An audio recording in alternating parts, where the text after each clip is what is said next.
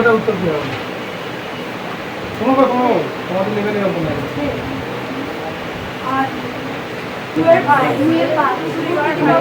Five, তাহলে এটা -5 হয়ে যাবে। -5 দিয়ে এটা -5 গুণ করলে কারাগুটি হয়ে কেটে গেল, মানে 2 টু দি পাওয়ার 5 তার পাওয়ার -1। তাহলে এই দুটো গুণ হয়ে গিয়ে কি হয়ে যাবে? -5 তো এটা বোঝা গেছে তো। আর এটা যে এখানে ছিল সেটা 3 এর 5, আর দুটো মাইনাস মাইনাস কেটে গেল, তাহলে এই 5 এই 5 কেটে গেল, তাহলে পড়ে কত হলো?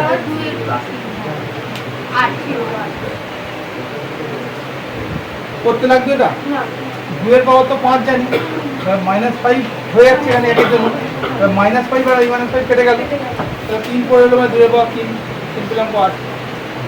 কার সমস্যা? কারো সমস্যা? এটা একদম প্রথম দিককার অংশ। সেখানে আবার আগে যেমন ওয়ার্ম করা হয়, এটা সোয়ার্ম করা হবে। এবার খেলা শুরু হবে।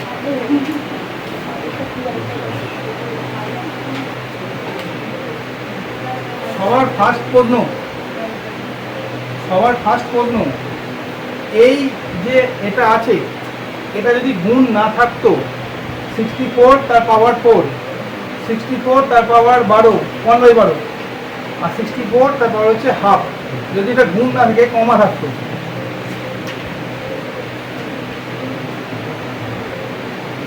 কোন সংখ্যাটা সব থেকে বড় এবং কোন সংখ্যাটা সব থেকে ছোট বলো?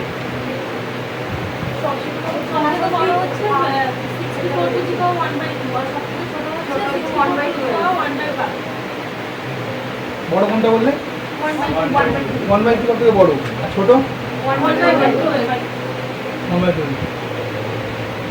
দুজন তোমার উত্তর দিয়েছি, এই উত্তর ঠিক থেকে হাত তুলছো, হাত তুলে বলো, যে ও যেটা বললো সেটা ঠিক, হাত তুলে বলো। ঠিক যে হাত তুললো পরিষ্কার করে হাত তুলো, যে আমি হাত তুলে 1 2 3 জানো? আচ্ছা, প্রথম খেয়েছো, ভাবলে হবে না, কনফিডেন্স আছে। হ্যাঁ 3 4 3 জন। সানিয়া কি বলছো? ঠিক আছে, করে দেখতে হবে, এটা করতে লাগবে না, এটা করতে গেলে পারবে না করতে। এই তিনটে সংখ্যার মধ্যে কোন সংখ্যাটা সব থেকে বড় আর কোন সংখ্যাটা সব থেকে ছোট?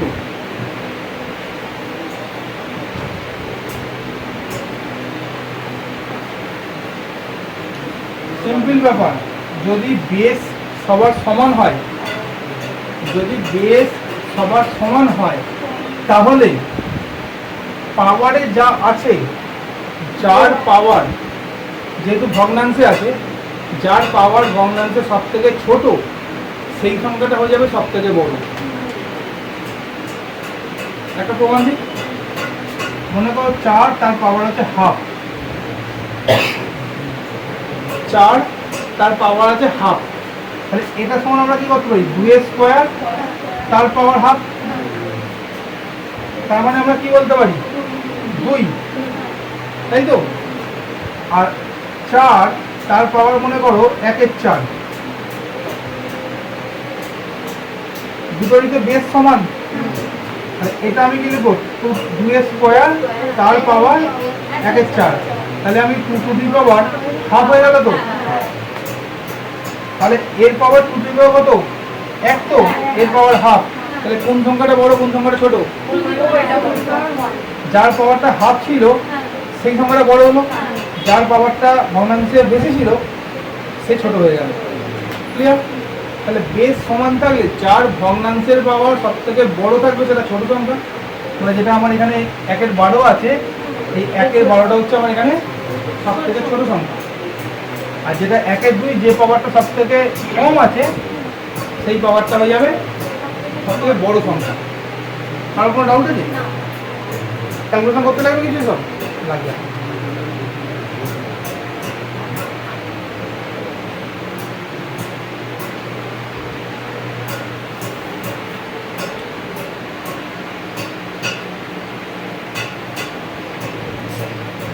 এবার এবার গুণ দিয়ে করো, এর মান কত আসবে বলো?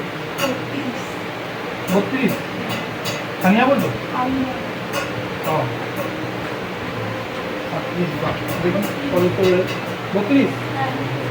দেখো ছোটো ছোটো বোনেরা আগে বলে দিচ্ছি, বয়সের কোনো ফ্যাক্টর করবে না, যে প্র্যাকটিস করবে সে আগে বলবে। দুজন এক মতো বলেছে 32, কত 32। সবাই 32 তো?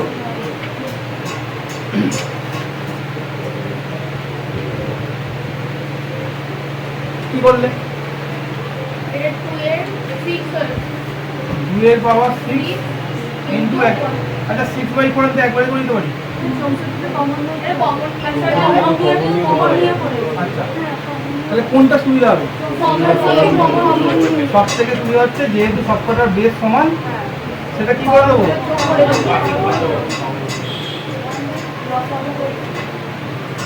সিম্পল এটা। তাহলে 4, 12 আর 2 এর লসাগু কত? 12। যেহেতু বড় সংখ্যাটাকে তার নিচে যে ছোট সংখ্যাগুলো আছে সেই সংখ্যা দিয়ে সব কটাকেই ভাগ করা যাচ্ছে, 12 সংখ্যাটাকে বাকি সব সংখ্যাগুলো দিয়েই ভাগ করা যাচ্ছে।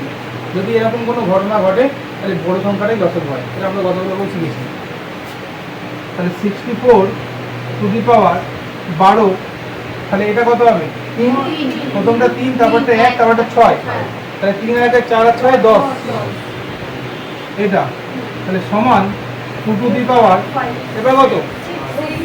6 গুণ 10 এর 12 5।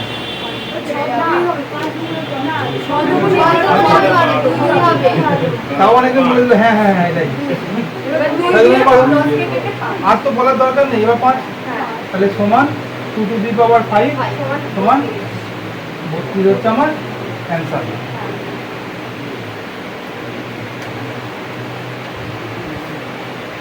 সহজ সহজ অঙ্ক না একদম, ঠিক এরকম তোমাদের পরীক্ষা আসবে ঘুরিয়ে ঘুরিয়ে। যদি ধারণা ঠিক থাকে তাহলে তুমি সহজে করতে পারবে। যেমন এই অঙ্কটা তাকে পাওয়ার যোগ করে দাও, যেহেতু বেস আছে, এটাই সব থেকে শর্ট প্রসেস।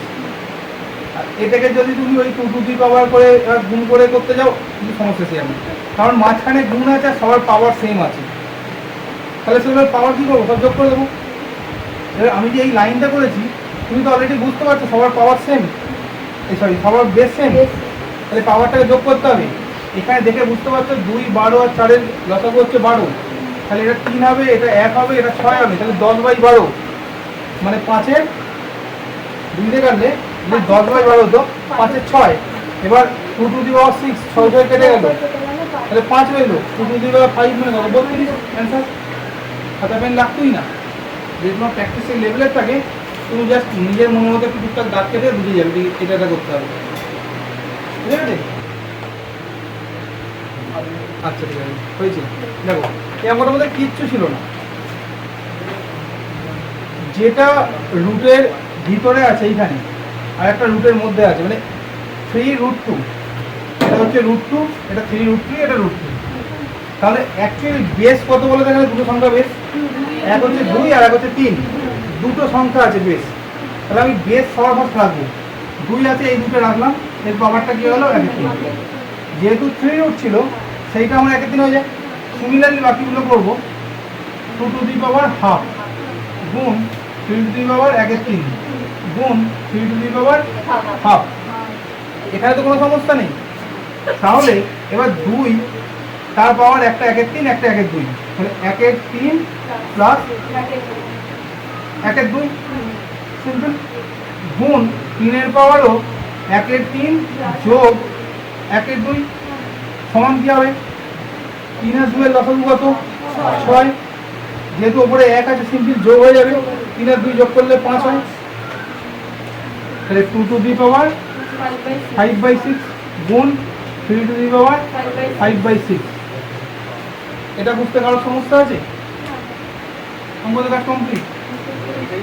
এবার কি, এবার যার পাওয়ার সেম আছে তাহলে নিচেরটা গুণ হয়ে যায় না, মানে আমার a to the power m, হ্যাঁ a to the power m into b to the power m, মানে কি হয় ab টু দি পাওয়ার তো m হয়ে যায়। এবার এখানে a এর মান কত? 2, এখানে b এর মান কত? 3, তাহলে 2 3 গুণ করলে কত হয় 6, তার পাওয়ার কত 5/6, এটাই আমার অ্যান্সার।